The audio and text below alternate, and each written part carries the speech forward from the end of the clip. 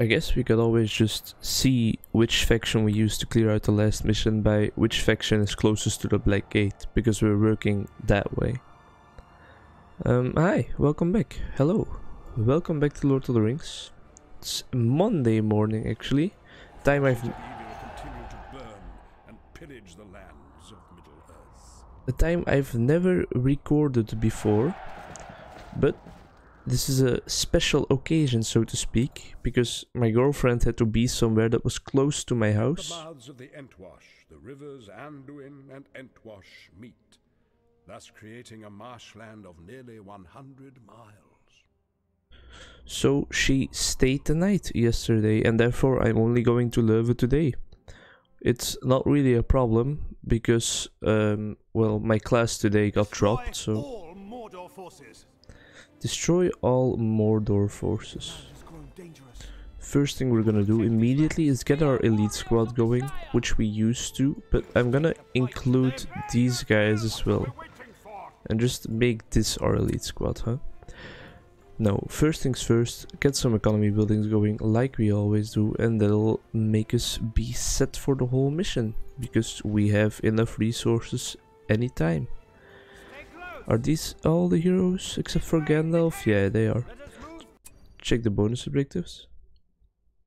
Nazgul, Forge Blades for 3 battalions. Not gonna be able to do that Forge Blades. Then I'm gonna get him on his horse in case we meet a Nazgul, because I think his beam of light will be needed in that case. Aragon is almost level 9, which is great, because when he's level 10 we can finally use that Army of the Dead power, and we can find out if we can have 2 Armies of the Dead. That would be really overpowered, but funny. Alright, this troop is level 4. Interesting. It's quite a high level. He's just warming up. Alright. So yeah, it's Monday morning. It's like a quarter to 10 or something, I think. So got up not that long ago. Still pretty tired, but I wanna try and get some episodes in either way, because I haven't recorded anything yet this weekend actually, which is kind of sad, but I just didn't find the time. So now I'm making time. Awesome. And I think it's gonna work out just fine, because this mission seems to be interesting. Seems to be a very interesting mission. Where is Legolas? He was standing over there. Faramir too. Those were the only two, right? Yeah, they were. Alright, our heroes seem pretty tanky. They don't seem to be taking a lot of damage, which is great. I'm gonna let Legolas actually take care of this troop. Gimli is for now taking most of the hits, but that's fine, because he has his strong dwarven armor, of course, to protect. He doesn't have that, so he is gonna die. Just gonna respawn him real quickly. So yeah, as you can see, we shouldn't get too cocky yet, because our heroes still aren't immortal. And looking at Legolas's health bar down there, he's getting in some trouble, but he should be fine, right? Faramir still clearing out this troop. Oh wow, he actually needs 2 shots for each orc. He respawns really quickly. Interesting. Alright. So, yeah. Thanks for watching again. Episode 25, I believe. We're a quarter way to 100 episodes. Don't know if we're gonna reach 100 episodes in this campaign still. Just a good campaign, I don't think so, but we'll definitely get 100 episodes in this game eventually, because I still haven't grown tired of it at all, and hopefully you didn't either. Alright, we have a small encampment going here, and let's just advance through these lands and look for those Nazgul they were talking about, huh? So things are going quite easily, quite intuitively, just clearing out troop per troop. Now this is quite an old game, 2004, so there's not really that much micromanagement and stuff involved. Like, you don't have to really have some interesting tactics or something. Most of the time you can just send some troops to kill their troops, and that's enough. That's cool. It's only like 1 troop probably, but that's pretty awesome. I'm gonna not use it yet though. I'm gonna save it up. because I want to use it to its full potential, of course. Because even though it's one troop, it'll still be a very handy and strong power. I've been playing a lot of Divinity Original Sin 2 lately. Is it Divinity 2 Original Sin? Probably. That sounds a lot better. But yeah, anyway, really fun game. Fun RPG, turn-based, role-playing game.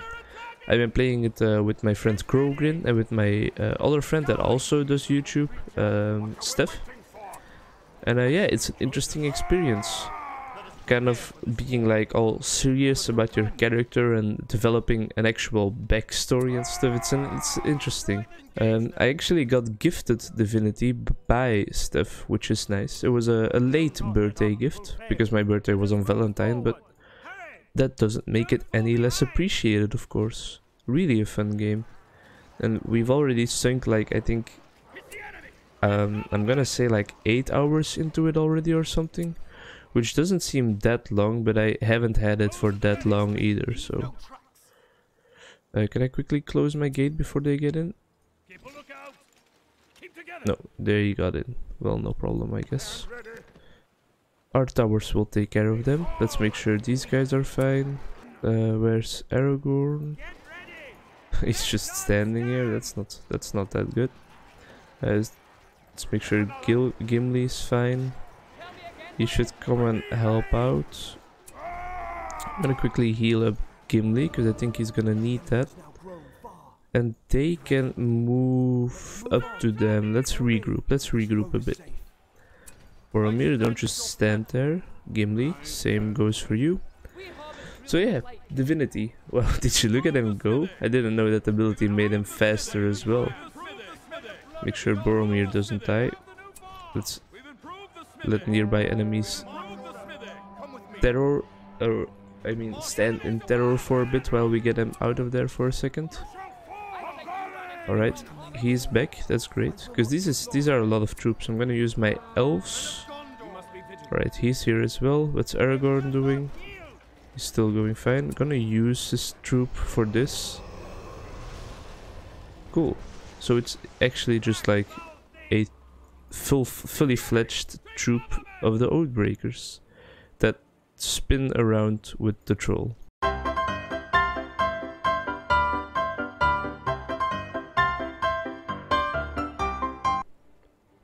But they can just move through him to do damage as well, right? Alright, let's get Aragorn to just clear out a bit of this camp. And are these guys fine? Let's get everyone to move up and try and... I'm gonna use this here. And I'm gonna use this here as well.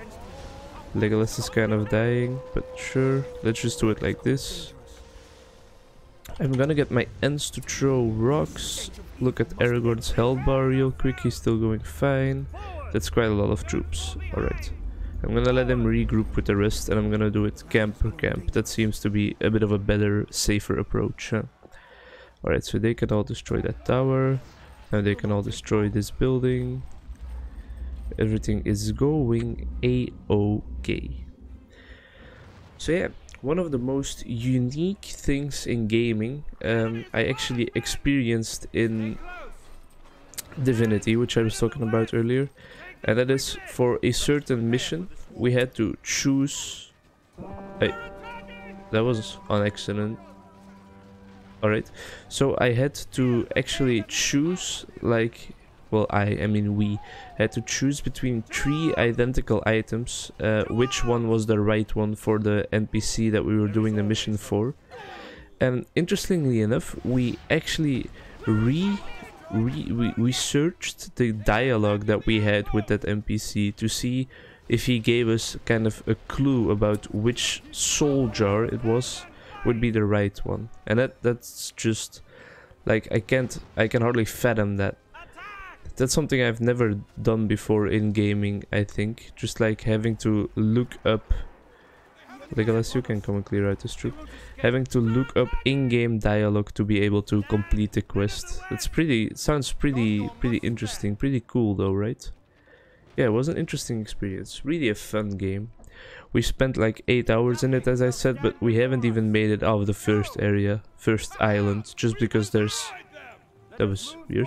Just because there's so much to do in that game. Yeah, we're probably gonna sink a lot more hours into that. Me and Crowgrin actually talked about maybe doing a series together in it, where we kind of like take a more roleplay-ish approach to it, and like really try to talk and act like our main character and stuff. But that'll probably have to wait, because I think if we replay it right now to get some content out of it, it won't be that easy, and it won't be that fun for us either, because we just played it, you know. Haven't found the Nazgul yet though. I'm gonna let Gandalf do some exploring, see if he can find the Nazgul. Oh right, we need to let him out first. Just really interesting game, Divinity, really fun. It's kind of an oldish game, I wanna say, but it's not really old, like, but I mean it has been out for a while. That's what I'm trying to get at. Doesn't make it any less enjoyable. It's actually made by a Belgian game development Belgian game development company, situated in Ghent, which is a city where you can actually study game design. And funnily enough, I'm kind of sometimes regretting my choice of psychology, just because I think that would have been really cool, just studying game design, because it has always been and will probably always be my passion to play video games, so that would have probably fit with me really well. But yeah, doesn't really matter, I guess. Psychology is also fun, and Ghent was just a bit too far for me to go. Like Leuven, where I'm studying now, is kind of still pretty close to my hometown, so it makes it a lot easier than when I would be studying in Ghent, because that's like on the other side of the world, hypothetically speaking, of course. Had a really interesting class in psychology as well, about depression, which is of course kind of a recurring theme among our classes, because it's one of the most problematic one of the most problematic sicknesses, I guess. And yeah, there is a lot of attention going out to that, because it's an important problem, of course. Alright, I saw the evil hero thing on the map, so I thought, oh, the Nazgul are here, but it's just the Eye of Sauron. This wasn't effective on buildings, right? If I remember correctly, so I'm not gonna use it. It does kind of damage them rather quickly, but not really quickly enough. I thought I told Gimli to move along to there. Maybe I gave him some other command that confounded with the first command, if that's the right word, but I'm sure you know what I'm saying. So are the Nazgul like over here? Because I don't know where they would otherwise be. Maybe down here still, that's one possibility, huh? Well, behind here? Might be, but... or behind here, maybe. There's still a lot of area here. You know what? I'm gonna just introduce some micromanagement for myself, because I said the game doesn't have it, but that doesn't mean I can't do it, right? Alright, Gimli can handle that troll, right? Surely he can. There we go. And let's build an encampment here as well, so that they can't come and rebuild this.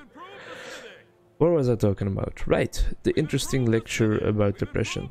They actually talked about that there was like a universal predictor for depression almost. We have improved the smithy, by the way, if you were wondering. It's like a universal predictor kind of for depression, interestingly enough. I thought they would have told us earlier about this thing if this would exist, but apparently not. And it's overgeneralized autobiographic memory.